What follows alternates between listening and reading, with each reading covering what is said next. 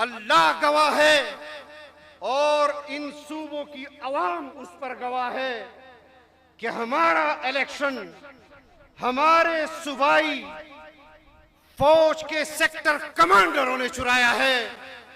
आज भी अगर सूबों पर हुक्मरानी कर रहे हैं तो यहाँ के सेक्टर कमांडर्स कर रहे हैं। सियाह और सफेद के मालिक अगर कोई है तो वो यहाँ के कर्नल और मेजर हैं।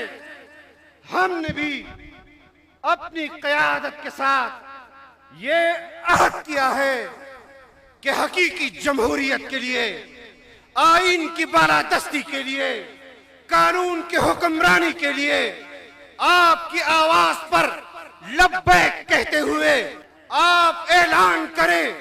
कल इस्लामाबाद में खड़े होंगे, पिंडी में खड़े होंगे, पाकिस्तान के जिस शहर में आप आवाज देंगे, आपके आवाज पर आपका ये कारकुन सरबखफ और सरमुजाहिद इंशाअल्लाह लब्बैक कहते हुए हाजिर होगा। फौज के सेक्टर कमांडरों ने चुराया है, उनको जलसा करने से रोक रही है। तो ये वही कुव्वत है जिसने हमारा इलेक्शन चोरी किया, जिसने हमारे इलेक्शन पर डाका डाला। पंजाब के अंदर भी, खैबर पख्तूनख्वा के अंदर भी, बलोचिस्तान के अंदर भी और सिंध के अंदर भी। अस्सलामुअलैकुम नाज़रीन कराम, आपको मुकम्मल तकरीर दिखाते हैं। मौलाना फजल रहमान के बेटे असद महमूद ने आज पूरी कौम को हैरान करके रख दिया। ऐसी तकरीर की कि मौलाना से भी 4 हाथ आगे निकल गए। मौलाना असद महमूद ने खिताब करते हुए ऐसा ऐलान कर दिया कि पूरी कौम देखती रहेगी। मौलाना का कहना था कि इस वक्त मुल्क के अंदर जो हुकूमतें हैं वो सिर्फ डमी हैं, असल हुकूमत कोई और कर रहा है। ताकतवरों को मुखातिब करते हुए क्या कहा, आप वीडियो देखिए, फिर इस पर बात करते हैं। उलमाए इस्लाम को जलसा करने की इजाजत नहीं दे रहे। हकीकत यह है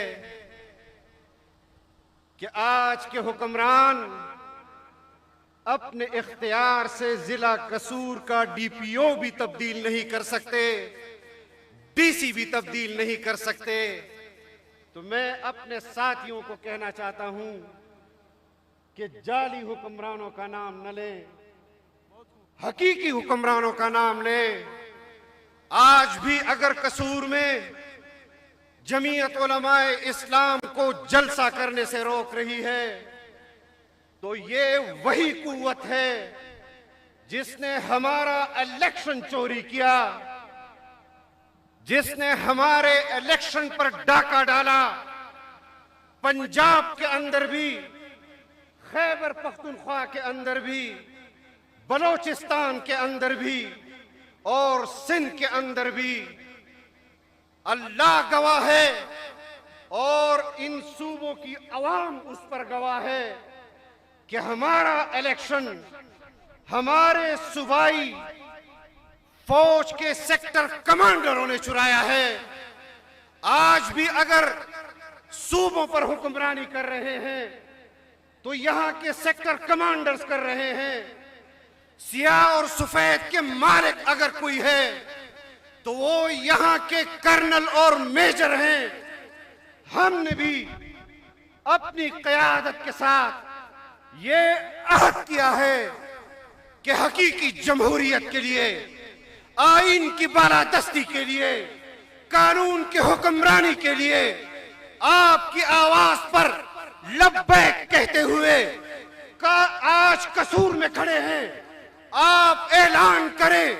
कल इस्लामाबाद में खड़े होंगे, पिंडी में खड़े होंगे, पाकिस्तान के जिस शहर में आप आवाज देंगे, आपके आवाज पर आपका ये कारकुन सरबखफ और सरमुजाहिद इंशाअल्लाह लब्बैक कहते हुए हाजिर होगा। इंशाअल्लाह उल अजीज लब्बैक कहेंगे या नहीं कहेंगे? मजाक बनाया हुआ है। इलेक्शन चोरी होते हैं और मैं तो जो हुक्मरान आज ऐवान इक़्तिदार में बैठे हैं, मुझे यकीन है, आपको हो या न हो, कि आज के हुक्मरान मजबूरन इक़्तिदार के ऐवानों में बैठे हैं। हमने सिर्फ अपने कौम को हकीकी आज़ादी नहीं, बल्कि अपने इन हुक्मरानों को भी हकीकी आज़ादी दिलवानी है इंशाअल्लाह। जो सिर्फ सहूलतकारी का काम करते हैं, आईन में तरमीम करा लो तो ये अंगूठा लगाने के लिए तैयार, कानून में तरमीम करा लो तो ये अंगूठा लगाने के लिए तैयार। कहते हैं पाकिस्तान एक आजाद खारजा पॉलिसी रखता है। मैं भी कहता हूं कि पाकिस्तान एक आजाद रियासत, खुद मुख्तार रियासत के तौर पर हमारे अकाबिर और असलाफ ने कायम की थी, लेकिन पाकिस्तान का अवाम आज भी आजाद है, लेकिन पाकिस्तान का हुक्मरान आज भी गुलाम है। आज हमने ये अहद करना है कि हमने अपने हुक्मरान को भी आजाद करना है इंशाअल्लाह।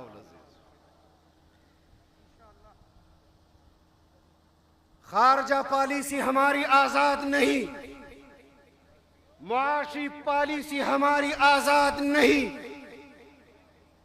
कहा जाता है और हमने सुना है कि मियां शहबाज शरीफ साहब की क़यादत में पंजाब ने तरक्की की, मुस्लिम लीग ने नाम कमाया। आप बताएं कि गुज़िश्ता चंद सालों की हुक्मरानी में मियां शहबाज शरीफ साहब ने वज़ारत आला की हैसियत से जो नाम कमाया था, क्या उनका नाम आज भी उसी तरह है? और किस बुनियाद पर होगा? नाज़रीन इकराम, आपने वीडियो देखी। मौलाना असद महमूद ने मौलाना फजल रहमान के तर्ज पर चलते हुए ऐसी तकरीर की कि दर दीवार हिला कर रख दिए। मौलाना असद महमूद का कहना था कि हमारा इलेक्शन चुराया गया। किसने चुराया और कैसे चुराया? मौलाना असद महमूद ने आज नाम लेकर तबाही फेर के रख दी।